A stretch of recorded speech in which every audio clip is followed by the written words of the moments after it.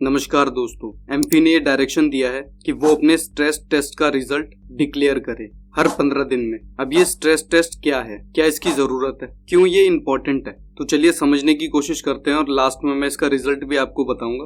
तो वीडियो में बने रहे और पूरा वीडियो लास्ट तक देखिए, तभी आपको ये समझ में आएगा।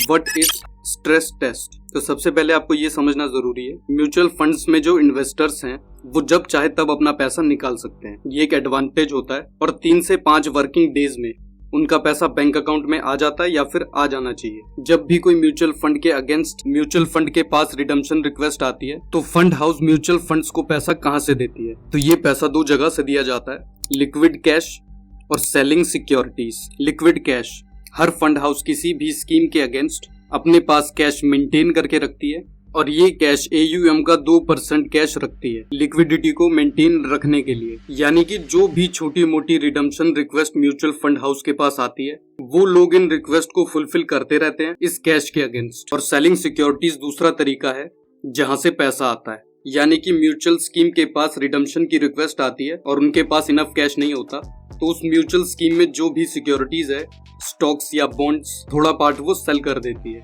अब जो इन सिक्योरिटीज के पास सेल करने के बाद पैसा आता है, उस पैसे से इन्वेस्टर्स की रिडेम्पशन को फुलफिल किया जाता है। स्ट्रेस टेस्ट रिजल्ट, सेबी जो रेगुलेटर है उनको स्टॉक मार्केट में बबल होने का खतरा लग रहा है, जिसकी वजह से उन्होंने ये ऑर्डर जारी किया कि सभी फंड हाउस अपने मिड कैप और स्मॉल कैप में स्ट्रेस टेस्ट करें कि कल को स्टॉक मार्केट में कोई पैनिक सिचुएशन आ जाती है जिसकी वजह से इन्वेस्टर के पास 25-30% की रिडेम्पशन रिक्वेस्ट आ जाती है या फिर 50% तक की रिक्वेस्ट आ जाती है, यानी कि लोग म्यूचुअल फंड से एग्जिट करना स्टार्ट कर देते हैं, अपना पैसा बाहर निकालना स्टार्ट कर देते हैं। तो fund house in redemption request को कैसे हैंडल करेगा? इन्वेस्टर्स को उनका पैसा वापस देने में, यानी कि फंड का जो पोर्टफोलियो है उनको लिक्विडेट करने में कितना समय लगेगा?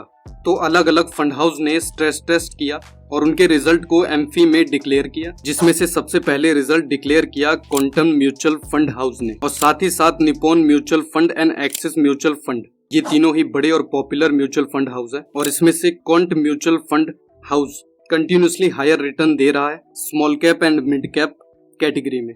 और निप्पॉन इंडिया स्मॉल कैप अभी तक की इंडिया की सबसे बड़ी स्मॉल कैप स्कीम है, जिसका AUM 45,89,401 करोड़ है। और एक्सिस स्मॉल कैप फंड और एक्सिस मिड कैप फंड, तो ये दोनों ही बेस्ट परफॉर्मिंग फंड रहे हैं पिछले 5 सालों से। और इन तीनों के स्ट्रेस टेस्ट की बात करें तो सबसे पहले क्वांट मिड कैप फंड और क्वांट स्मॉल कैप फंड में से अगर कोई भी पैनिक सिचुएशन आ जाती है और 50% इन्वेस्टर्स ने रिडेम्पशन रिक्वेस्ट डाल दी, मतलब जितने भी इन्वेस्टर्स हैं उनमें से आधे इन्वेस्टर्स ने रिडेम्पशन रिक्वेस्ट डाल दी, तो क्वांट स्मॉल कैप फंड में आपको 22 दिन का समय लगेगा और क्वांट मिड कैप फंड में लगेंगे 6 दिन। और वहीं 25% इन्वेस्टर्स ने अपना पैसा रिडीम करने की कोशिश की, क्वांट स्मॉल कैप फंड में 11 दिन का समय लगेगा और मिड कैप फंड में लगेंगे 3 दिन का समय। Nippon India small cap fund में अगर 50% इन्वेस्टर्स रिडीम करते हैं तो उस केस में 27 दिन का समय लग सकता है और 25% इन्वेस्टर्स रिडीम करते हैं तो 13 दिन का समय लगेगा। और अब बात करते हैं एक्सिस म्यूचुअल फंड की।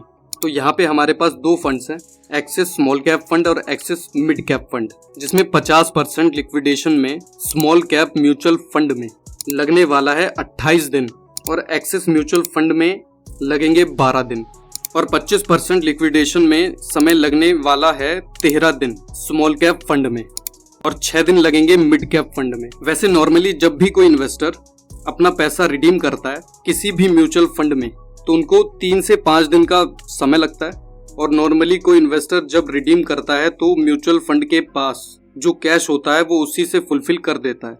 लेकिन सेबी को ये लग रहा है कि यहाँ बबल जैसी सिचुएशन क्रिएट हुई है और small cap and mid cap fund में प्राइस काफी हाई है। अगर ये बबल बस्ट होता है तो बहुत सारे रिडेम्पशन रिक्वेस्ट आ सकता है और जैसा कि स्ट्रेस टेस्ट की रिपोर्ट में देखने को मिल भी रहा है कि नॉर्मली 3 से 5 दिन के मुकाबले यहाँ 3 वीक और किसी किसी केस में 4 वीक का समय लग रहा है। तो उम्मीद करता हूँ इस वीडियो से आपको कोई इन्फॉर्मेशन मिल पाई होगी। और वीडियो अगर पसंद आती है तो लाइक करते हुए चैनल को सब्सक्राइब जरूर कर लें। तो इसी तरीके की और भी वीडियोस इस चैनल पे आती रहेंगी। तो अगर आप शेयर मार्केट में नए हैं और डीमेट अकाउंट खुलवाना चाहते हैं लेकिन आपको समझ नहीं आ रहा कि किस अकाउंट में डीमेट अकाउंट खुलवाएं, तो आप ये वीडियो भी देख सकते हैं। बाकी प्यार देने के लिए शुक्रिया। मैं मिलता हूँ आपको किसी और नई वीडियो में। Take care.